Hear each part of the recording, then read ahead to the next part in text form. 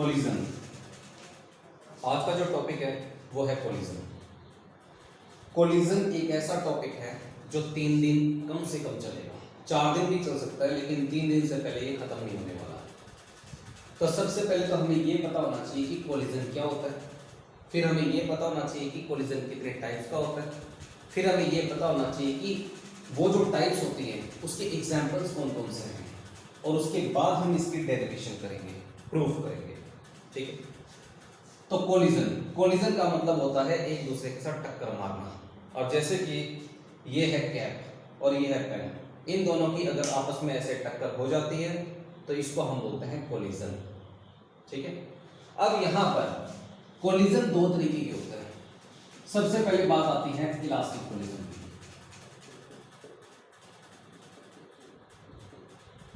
और दूसरी बात आती है इन इलास्टिक कोलिजन की।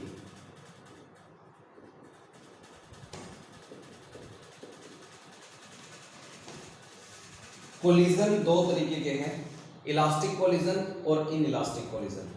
और इन दोनों को समझने से पहले हमें ये बात क्लियर होनी चाहिए कि कोलिजन का मतलब होता है एक दूसरे के साथ टक्कर मारना। अब जैसे कि मैं चल रहा हूं, चलते चलते बीच में कोई चीज आ गई, मेरी उसके साथ टक्कर लग गई, उस टक्कर लगने को हम बोलते हैं कोलिजन। ठीक है, उसी तरीके से 2 कंचे हैं, एक कंचा वहां पर पड़ा हुआ है, एक कंचा मेरे हाथ में है। मैंने उस हाथ वाले कंचे से मैंने निशाना साधा और उस कंचे के ऊपर मैंने ऐसे डाल दिया, तो वो जो कंचा है वो जाएगा उस कंचे के ऊपर, वो टकराएगा। उस टकराने को भी हम क्या बोलते हैं? कोलिजन। सड़क के ऊपर एक्सीडेंट होता है, मान लो एक गाड़ी वाला ऐसे आ रहा है, दूसरा गाड़ी वाला ऐसे आ रहा है, दोनों गाड़ी वाले के बीच में टक्कर होती है, उस टक्कर को हम बोलते हैं कोलिजन। ठीक है, तो कोलिजन का मतलब होता है किसी का किसी के साथ टक्कर होना, चाहे वो कितनी ही छोटी चीजें क्यों ना हो, चाहे वो कितनी ही बड़ी बड़ी चीजें क्यों ना हो। अब जैसे कि ये रूम है, इस रूम के अंदर भी कोलिजन हो रहा है, लेकिन हमें पता नहीं चलता।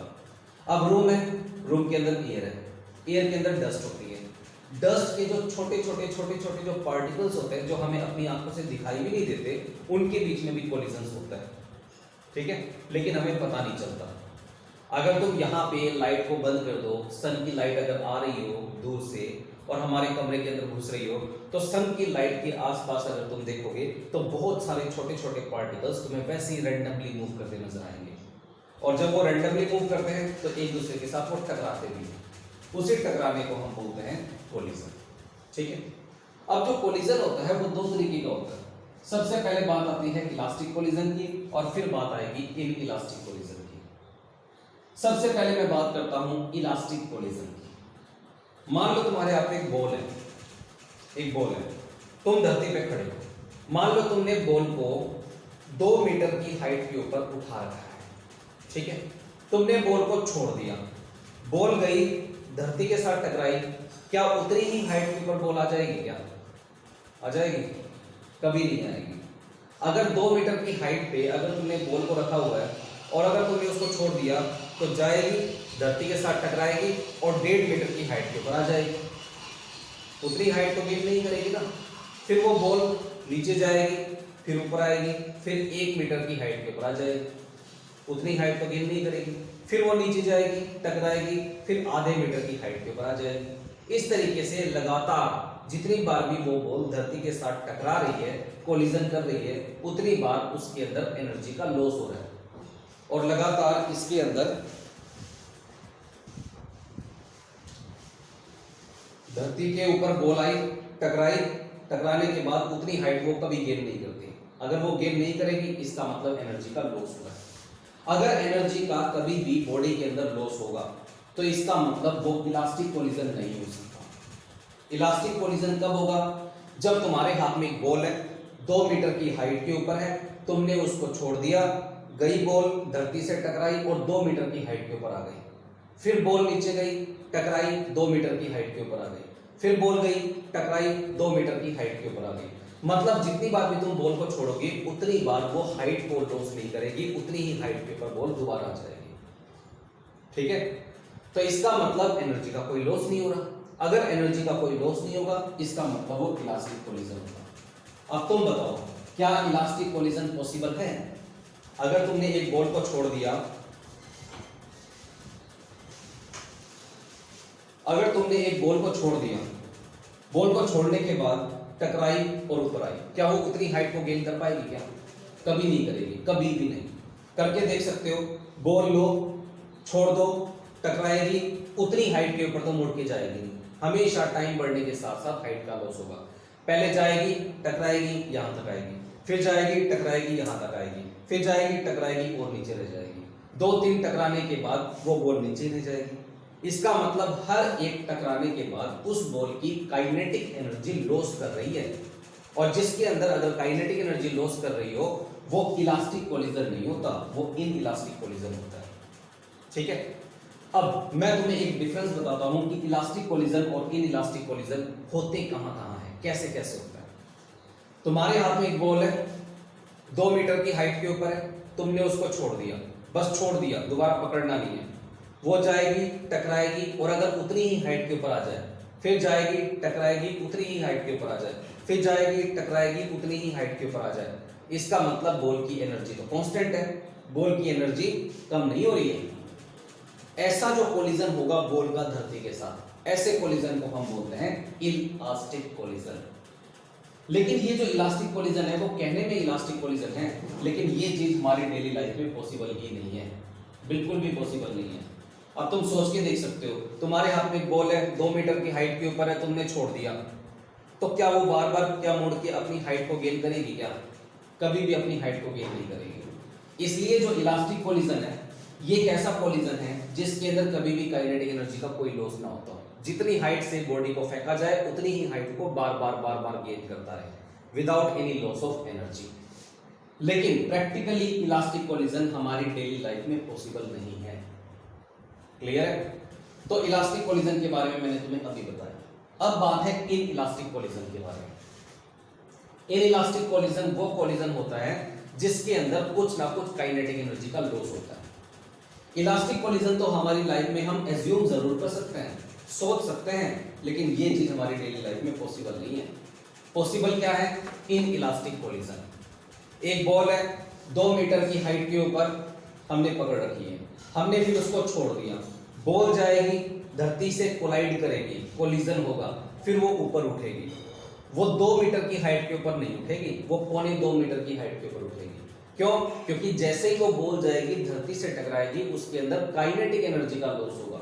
जब काइनेटिक एनर्जी का लॉस होगा तो वो उतनी हाइट को तो गेन कर ही नहीं सकती, इम्पॉसिबल है।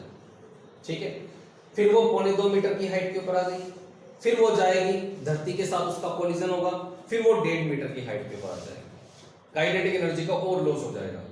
फिर वो धरती के साथ जाएगी, टकराएगी और 1 मीटर की हाइट के ऊपर रह जाएगी। क्यों? क्योंकि धरती के साथ कोलिजन करने से और ज्यादा काइनेटिक एनर्जी का लॉस होगा। अगर वो अपनी एक्चुअल पाथ को गेन ना कर पाए, एक्चुअल पोजीशन को दोबारा गेन ना कर पाए, तो इसका मतलब उसके अंदर काइनेटिक एनर्जी का लॉस हो रहा है। अगर काइनेटिक एनर्जी का लॉस होगा तो वो इन इलास्टिक कोलिजन ही होगा, इलास्टिक कोलिजन नहीं होगा। इलास्टिक कोलिजन के अंदर तो बॉडी को छोड़ा जाए, धरती के साथ टकराएगा और बार बार अपनी हाइट को गेन कर लेगा। ऐसा कोलिजन है इलास्टिक कोलिजन। मतलब इसके अंदर कोई भी काइनेटिक एनर्जी का कोई लॉस नहीं होता। लेकिन ये इन इलास्टिक कोलिजन है, जाएगी बॉडी, टकराएगी, हाइट का लॉस होगा, कम हाइट के ऊपर आ जाएगी, फिर जाएगी, टकराएगी, हाइट का लॉस होगा, कम हाइट के ऊपर आ जाएगी। हमेशा काइनेटिक एनर्जी का लॉस इसके अंदर होता रहता है। इलास्टिक कोलिजन हमारी प्रैक्टिकल लाइफ में पॉसिबल नहीं है। हम बस सोच सकते हैं उसको कि हो रहा है, लेकिन होता नहीं है एक्चुअली में। होता क्या है? In elastic collision. अगर इस दुनिया में कहीं पर भी अगर कोलिजन हो रहा है तो वो सारे कोलिजन कौन से हैं? इन इलास्टिक कोलिजन है। अब सड़क के ऊपर 2 गाड़ियां चल रही है, मान लो ये सड़क है, एक गाड़ी तो आ रही है ऐसे, दूसरी गाड़ी है ऐसे। ये जो गाड़ी है ना, इसको गाड़ी ए बोलते हैं और इसको गाड़ी बी बोलते हैं। गाड़ी ए आ रही है 15 किलोमीटर पीछे से और गाड़ी बी आ रही है 18 किलोमीटर पीछे से। दोनों आई, दोनों के बीच में टक्कर लगी। अब तुम बताओ, टक्कर लगने के बाद वो थोड़ा सा पीछे जाएंगे और 15 किलोमीटर 18 किलोमीटर पीछे चली जाएंगी, थोड़ा सा ही पीछे जाएंगी। अब 2 चीजें हैं, अगर ये 15 किलोमीटर की डिस्टेंस को ट्रेवल करती हुई आई और अगर ये 18 किलोमीटर की डिस्टेंस को ट्रेवल करती हुई आई, दोनों के बीच में टक्कर हुई और अगर ये वापस अपनी 15 किलोमीटर की डिस्टेंस को ट्रेवल करके वापस चले जाए और ये 18 किलोमीटर की डिस्टेंस को ट्रेवल करते हुए पीछे चली जाए, तो इन दोनों गाड़ियों का जो कोलिजन है वो इलास्टिक कोलिजन होगा। लेकिन अगर ये 15 किलोमीटर पीछे से आ रही है और ये 18 किलोमीटर पीछे से आ रही है, दोनों के बीच में टक्कर होगी, कोलिजन होगा, वो थोड़ा सा पीछे जाएंगे, थोड़ा सा ही। अगर बिल्कुल जहां से आई थी वहीं चली जाए टकराने के बाद, तो उस टाइम इनका जो कोलिजन होगा वो इलास्टिक कोलिजन कहलाता। लेकिन प्रॉब्लम ये है, आई 15 और 18 किलोमीटर दूर से, टकराई, लेकिन गई थोड़ी सी पीछे, अपनी ओरिजिनल पोजीशन पे नहीं गई। तो इसका मतलब दो गाड़ियों का जो कोलिजन है वो कौन सा हुआ, इलास्टिक या इनइलास्टिक? इनइलास्टिक। ठीक है। इस दुनिया में कोई भी कोलिजन इलास्टिक कोलिजन नहीं होता। इस दुनिया में जितने भी कोलिजन्स होते हैं वो सारे के सारे इनइलास्टिक कोलिजन होते हैं। ठीक है, पहली बात तो ये। और दूसरी बात, जब हम इलास्टिक कोलिजन की बात करते हैं तो हम 2-3 एग्जांपल को माइंड में सेट करके चलते हैं। अब जैसे कि बॉडी, ये बॉडी नंबर ऑफ पार्टिकल्स से बनी हुई होती है। Number of particles number of molecule से बने हुए होते हैं। Number of molecules number of atom से बने हुए होते हैं। तो ये फिजिक्स के अंदर, केमिस्ट्री के अंदर ये बात मानी जाती है कि बॉडी के अंदर जितने भी नंबर ऑफ मॉलिक्यूल्स हैं, जितने भी नंबर ऑफ एटम्स हैं, वो सारे के सारे उनके बीच में जो कोलिजन होता है ना, वो इलास्टिक कोलिजन होता है। मानना जाता है, होता नहीं है। याद रख लोगे, जब भी हम इलास्टिक कोलिजन की बात करेंगे तो हम कुछ एक एग्जांपल को लेकर चलेंगे। वो एग्जांपल मैं सारे के सारे तुम्हें बता रहा हूं। पहला एग्जांपल कौन सा है? बॉडी के अंदर जितने भी एटम्स और मॉलिक्यूल्स हैं, जितने भी इलेक्ट्रॉन्स हैं, उनके बीच में जो कोलिजन होता है, ऐसे कोलिजन को हम इलास्टिक कोलिजन की कैटेगरी में लेके आते हैं। ठीक है। दूसरा एग्जांपल, मान लो ये कंटेनर है, ये रूम है, रूम ही मान लो इसको। रूम के अंदर हवा है, हवा के अंदर डस्ट के पार्टिकल्स हैं। डस्ट के पार्टिकल्स के बीच में जो कोलिजन होती है ना, वो इलास्टिक कोलिजन की कैटेगरी में आती है। ठीक है, कोई डाउट यहां तक? आइवरी बॉल्स होती हैं। आइवरी बॉल्स का मतलब है मोती, छोटे छोटे मोती। मोतियों के बीच में जो कोलिजन होता है, वो कोलिजन इलास्टिक कोलिजन की कैटेगरी में लेके आते हैं। वैसे तो मोतियों के बीच में अगर तुम टक्कर मारोगे तो उनके बीच में इनइलास्टिक कोलिजन ही होगा, लेकिन फिजिक्स कहती है कि हम उसको इलास्टिक कोलिजन की कैटेगरी में ले सकते हैं। पहले इन दोनों में बहुत कम डिफरेंस है। ये जो इलास्टिक कोलिजन है ना, वो हमारी डेली लाइफ में पॉसिबल ही नहीं है, क्योंकि अगर तुम किसी भी चीज को ऊपर से नीचे फेंकोगे तो टकराएगी, टकराने के बाद उसके अंदर काइनेटिक एनर्जी का लॉस होगा ही होगा, 100 का 100 होगा। तो इसलिए वो अपनी ओरिजिनल हाइट को गेन नहीं कर सकती, इसलिए इलास्टिक कोलिजन हमारी डेली लाइफ में पॉसिबल नहीं है। अगर वो अपनी ओरिजिनल हाइट को गेन कर सकती ना, जहां से आई थी वहीं चली जाए टकराने के बाद, तो वो इलास्टिक कोलिजन है, लेकिन ये हो ही नहीं सकता। क्या पॉसिबल है? इनइलास्टिक कोलिजन पॉसिबल है। क्लियर है? अब यहां पर एक तो आइवरी बॉल्स के बीच में टकराना, वो होता है इलास्टिक कोलिजन। बॉडी के अंदर एटम्स और मॉलिक्यूल्स के बीच में टक्कर, वो इलास्टिक कोलिजन। एयर कंटेनर के अंदर एयर के मॉलिक्यूल्स और एटम्स के बीच में जो टक्कर होती है, वो भी elastic collision.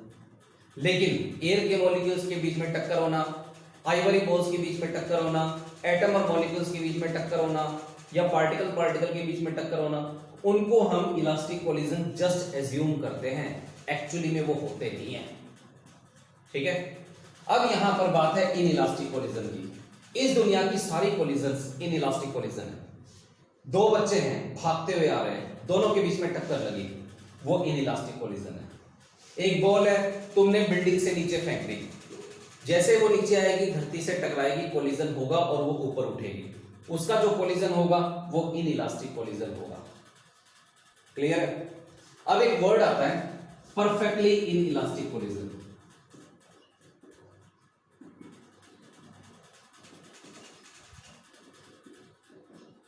Perfectly inelastic collision. मान लो तुम्हारे पास गीली मिट्टी है, बिल्कुल गीली मिट्टी है, तुमने गीली मिट्टी को उठाया और जोर से दीवार पे मार दिया या जोर से फ्लोर पे मार दिया। एक तो ये चीज है। दूसरी चीज है, तुम्हारे पास एक बॉल है, प्लास्टिक की बॉल, और तुमने जोर से धरती के ऊपर मार दिया। दोनों के बीच में क्या अंतर हो सकता है? अगर तुम बॉल को धरती के ऊपर मारोगे, कोलिजन करवाओगे, तो क्या बॉल धरती के साथ चिपक जाएगी या ऊपर उठेगी? ऊपर उठेगी। ठीक है, अब बॉल है, तुमने 2 मीटर की हाइट से उस बॉल को छोड़ दिया, बॉल गई धरती के साथ, उसने कोलिजन किया, कोलिजन करने के बाद वो ऊपर उठी, ऊपर उतनी ही हाइट के ऊपर तो वो जाएगी नहीं जाएगी ना। तो अगर उसके अंदर काइनेटिक एनर्जी का अगर कोई लॉस होता है तो इसका मतलब वो इनइलास्टिक कोलिजन है। ठीक है, लेकिन अब तुम्हारे पास गीली मिट्टी है, गीली मिट्टी को तुमने धरती के ऊपर ऐसे छोड़ दिया बॉल की तरह, गीली मिट्टी गई धरती के साथ कोलिजन किया। अब तुम बताओ गीली मिट्टी धरती के साथ स्टिक कर जाएगी या ऊपर उठेगी? स्टिक कर जाएगी। अगर कोई भी बॉडी कोलिजन के बाद अपनी ओरिजिनल पोजीशन को गेन करने की कोशिश ही ना करे, ऐसा कोलिजन परफेक्टली इनइलास्टिक कोलिजन कहलाता है। पता चला? 2 एग्जांपल माइंड में सेट करके चलना। एक बॉडी है, बॉल है, बॉल को तुमने छोड़ दिया, धरती के साथ कोलिजन किया, कुछ ना कुछ ऊपर उठा। अगर वो कुछ ना कुछ ऊपर उठता है तो वो इनइलास्टिक कोलिजन के अंदर आता है। लेकिन गीली मिट्टी है या गोबर है, अगर तुमने उसको छोड़ दिया, धरती के साथ कोलिजन किया और बिल्कुल ऊपर उठने की कोशिश भी नहीं करी, स्टिक कर गया धरती के साथ, तो वो भी इनइलास्टिक कोलिजन है। लेकिन अगर वो ऊपर उठने की कोशिश भी ना करे तो ऐसे कोलिजन को हम क्या बोलते हैं? Perfectly inelastic collision. पता चला? कोई डाउट यहां पर? अब यहां पर एक वर्ड यहां पर भी आता है, perfectly elastic collision. Perfectly elastic collision भी बिल्कुल ऐसे ही है। तुमने एक कोई भी बॉल ली, ठीक है, आइवरी बॉल ले लो, क्योंकि आइवरी बॉल्स के बीच में जो कोलिजन माना जाता है वो कौन सा माना जाता है? इलास्टिक कोलिजन माना जाता है, लेकिन होता नहीं एक्चुअली में। एटम और मॉलिक्यूल्स के बीच में जो कोलिजन होता है वो कौन सा माना जाता है? इलास्टिक कोलिजन माना जाता है। डस्ट के पार्टिकल्स के बीच में जो कोलिजन होता है वो कौन सा माना जाता है? इलास्टिक कोलिजन माना जाता है। एयर के मॉलिक्यूल्स और एटम्स के बीच में जो कोलिजन होता है वो इलास्टिक कोलिजन माना जाता है। ठीक है, तो मैंने कोई भी एक आइवरी बॉल ले ली, आइवरी बॉल को मैंने 2 मीटर की हाइट के ऊपर ऐसे रख लिया, आइवरी बॉल को मैंने छोड़ दिया, धरती के साथ उसने कोलिजन किया, अपनी पोजीशन पे आ गया without loss of kinetic energy. तो पहली बात तो वो कौन सा कोलिजन होगा? इलास्टिक कोलिजन होगा ना। लेकिन बॉल, आइवरी बॉल दोबारा गई नीचे, धरती के साथ टकराई, दोबारा अपनी हाइट के ऊपर, दोबारा गई, टकराई और अपनी हाइट के ऊपर, दोबारा गई, धरती के साथ टकराई और दोबारा अपनी हाइट के ऊपर। हर बार अगर आइवरी बॉल अपनी हाइट को मैनेज कर सकती है तो ऐसा जो कोलिजन होगा, ऐसे कोलिजन को हम बोलते हैं परफेक्टली इलास्टिक कोलिजन। यानी बार बार अपनी किसी काइनेटिक एनर्जी को लॉस ना करके वो अगर अपनी ओरिजिनल हाइट को गेन करती रही बार बार, तो ऐसा जो कोलिजन होगा वो परफेक्टली इलास्टिक कोलिजन होगा। तो 2 वर्ड्स बताए मैंने, एक होता है इलास्टिक कोलिजन, एक होता है इनइलास्टिक कोलिजन। फिर मैंने बताया perfectly elastic collision, perfectly inelastic collision. चारों बात दोबारा बता रहा हूं। इलास्टिक कोलिजन वो कोलिजन होता है कि अगर तुमने बॉल ली 2 मीटर की हाइट पे, तुमने छोड़ दिया, टकराई और 2 मीटर की हाइट के ऊपर बॉल दोबारा आ जाए without loss in kinetic energy, वो होता है इलास्टिक कोलिजन। फिर मैंने बताया परफेक्टली इलास्टिक कोलिजन, बॉल ली, तुमने छोड़ दी, टकराई, वापस वहीं पर, फिर गई, टकराई, वापस वहीं पर, फिर गई, टकराई, वापस वहीं पर। यानी नंबर ऑफ कोलिजन्स होने के बाद भी अगर वो अपनी काइनेटिक एनर्जी को लॉस ना करे और बार बार अपनी पोजीशन को मेंटेन करे, गेन करती रहे, तो ऐसा कोलिजन परफेक्टली इलास्टिक कोलिजन कहलाता है। उसके बाद मैंने बताया इनइलास्टिक कोलिजन। दुनिया के सारे कोलिजन इनइलास्टिक कोलिजन ही होते हैं। बॉल है, 2 मीटर की हाइट पे है, तुमने छोड़ दिया, धरती के साथ टकराई और 1.5 मीटर की हाइट के ऊपर आ गई without loss in kinetic energy, तो ये जो कोलिजन होगा वो इनइलास्टिक कोलिजन होगा। इस दुनिया के हर एक कोलिजन इनइलास्टिक कोलिजन ही होते हैं।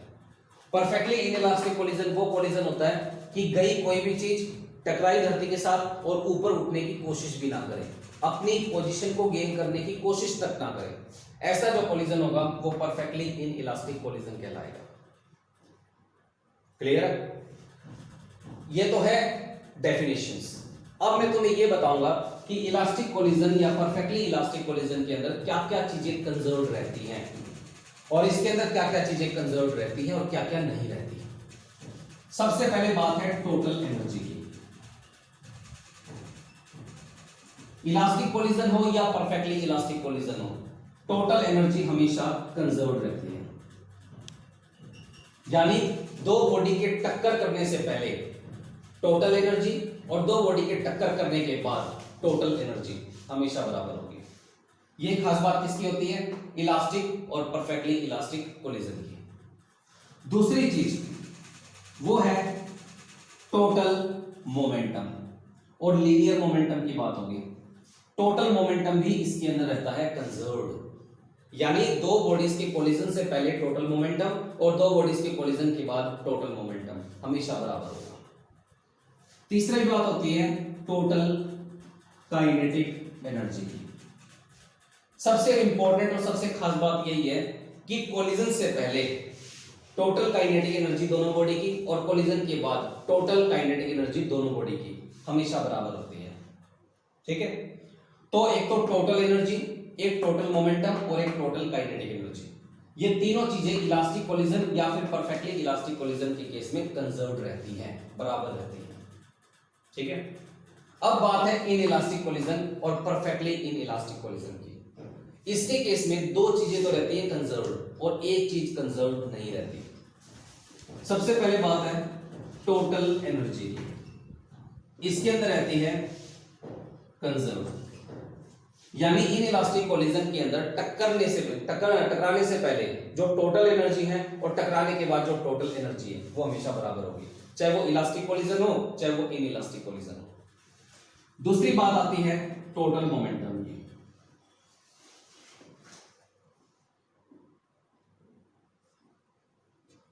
टोटल मोमेंटम भी इसके अंदर कंजर्व रहता है।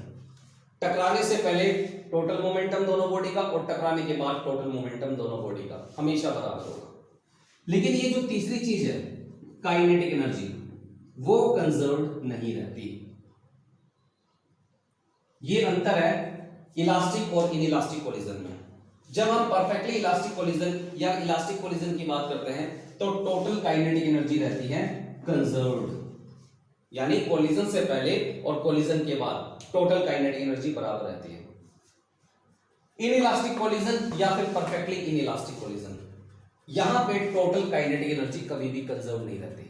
अब ये बात तो मैंने बार बार बोली है, एक बॉडी है, एक बॉल है, तुमने 2 मीटर की हाइट के ऊपर ले ली, तुमने उसको छोड़ दिया, बॉल गई धरती के साथ, उसने कोलिजन किया और वो ऊपर उठी।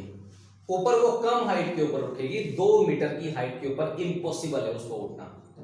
पहले तो थी 2 मीटर की हाइट के ऊपर, बॉल गई टकराई, फिर आ गई 1.5 मीटर की हाइट के ऊपर। तो जो आधा मीटर वो जो अटेन नहीं कर पाई अपनी हाइट, वो किसके कारण? क्यों? क्योंकि काइनेटिक एनर्जी का लॉस हो रहा है उसके कारण।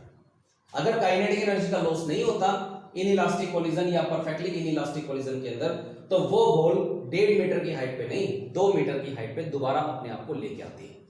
लेकिन ये चीज पॉसिबल नहीं है। यही फर्क है इलास्टिक और इनइलास्टिक कोलिजन के बीच में। पता चला?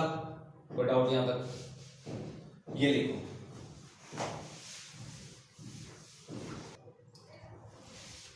उसके बाद है कोफिशिएंट ऑफ रेजिलेंस और रिस्टिट्यूशन।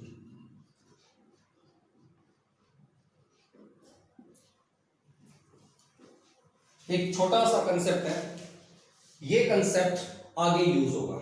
एक डेफिनेशन टाइप है, एक फॉर्मूला है, उस फॉर्मूले को हम आगे कल वाले डेरिवेशन में यूज करने वाले हैं। तो ध्यान से सुनना, क्योंकि यही चीजें घूम फिर के कल भी आएंगी सेम टू सेम। मान लो एक सड़क है, ठीक है, सड़क को हम इतना लंबा बना देते हैं, यहां पे सड़क के ऊपर सेम डायरेक्शन में 2 बॉडीज चल रही है। जैसे कि ये सड़क है, आगे आगे तो चल रही है कार और पीछे पीछे आ रहा है ट्रक, सेम डायरेक्शन में, ठीक है। उसी तरीके से यहां पर 2 बॉडीज हैं, एक तो है बॉडी ए, इसका मास है m1, और एक है बॉडी बी, इसका मास है m2। ये जो बॉडी ए है उसको तुम ट्रक मान लो, ये जो बॉडी बी है इसको तुम एक छोटी सी कार मान लो। वो सेम डायरेक्शन में जा रही है किसी ना किसी इनिशियल वेलोसिटी के साथ। ये जो बॉडी ए है जिसको हम ट्रक बोलते हैं, इसकी इनिशियल वेलोसिटी है u1 और इसकी इनिशियल वेलोसिटी है u2 और वो सेम डायरेक्शन में जा रहा है। अब मैं चाहता हूं कि इनके बीच में टक्कर लगे, तो u1 को u2 से ज्यादा होना पड़ेगा, बराबर होना पड़ेगा या छोटा होना पड़ेगा? बताओ। अगर मैं चाहता हूं कि a b के साथ टकराए तो a की वेलोसिटी b की वेलोसिटी से ज्यादा होनी चाहिए, कम होनी चाहिए, बराबर होनी चाहिए? टकराने के लिए ज्यादा होनी चाहिए। अब सोच के देखो, कार आगे आगे जा रही है, ट्रक पीछे पीछे आ रहा है, और अगर ट्रक वाला इस कार वाले को टक्कर मारना चाहता है तो इसका मतलब इसकी वेलोसिटी से ज्यादा होनी चाहिए। तो हमारी यही कंडीशन है, u1 greater than u2। Clear? अब यहां पर इन दोनों के बीच में कभी ना कभी टक्कर तो होगी, क्योंकि इसकी वेलोसिटी ज्यादा है, इसकी वेलोसिटी कम है। अब यहां पर टक्कर हुई, ये बॉडी ए थी, ये बॉडी बी थी, इनके बीच में टक्कर हो गई। टक्कर होने के बाद ये चिपकी चिपकाई तो नहीं रह जाएंगी, अलग अलग भी होंगे। ये बॉडी ए, ये बॉडी बी। ये जो बॉडी ए है उसकी फाइनल वेलोसिटी हो जाती है v1 और इसकी बॉडी बी की फाइनल वेलोसिटी हो जाती है v2। वेलोसिटी तो चेंज होगी क्योंकि टकराने से पहले दोनों बॉडीज की कुछ ना कुछ वेलोसिटी थी, टकराने के बाद दोनों बॉडीज की वेलोसिटी चेंज हो जाएगी। अब तुम बताओ, टकराने से पहले पहली बॉडी की वेलोसिटी दूसरी बॉडी की वेलोसिटी से अगर ज्यादा थी, तो टकराने के बाद पहली बॉडी की वेलोसिटी दूसरी बॉडी की वेलोसिटी से ज्यादा ही रहेगी या कम हो जाएगी या क्या होगा? किसकी वेलोसिटी ज्यादा हो जाएगी, किसकी कम हो जाएगी? कार की ज्यादा हो जाएगी। सोच के देखो तुम, ये चीजें फिल्मों में भी आती हैं। कार जा रही है 60 की स्पीड से, ट्रक आ रहा है 80 की स्पीड से, ट्रक ने कार को ठोक दिया, तो जैसे वो कोलिजन करता है दोनों के बीच में, तो जो कार है वो एकदम उड़ के आगे चली जाती है ना, उड़ के। क्यों? क्योंकि कार की वेलोसिटी बहुत ज्यादा हो जाती है। जिसकी वेलोसिटी कम थी उसने अपनी वेलोसिटी को गेन कर लिया, जिसकी वेलोसिटी ज्यादा थी उसने अपनी वेलोसिटी को लॉस कर दिया। एक्चुअली में लॉस और गेन क्या होते हैं कि जो इसकी काइनेटिक एनर्जी थी ना, वो इस बॉडी के अंदर चली जाती है, बस टकराने के बाद, और कुछ भी नहीं होता। पहले इसकी वेलोसिटी थी ज्यादा, इसकी थी कम, टकराने के बाद इसकी हो जाएगी कम, इसकी हो जाएगी ज्यादा।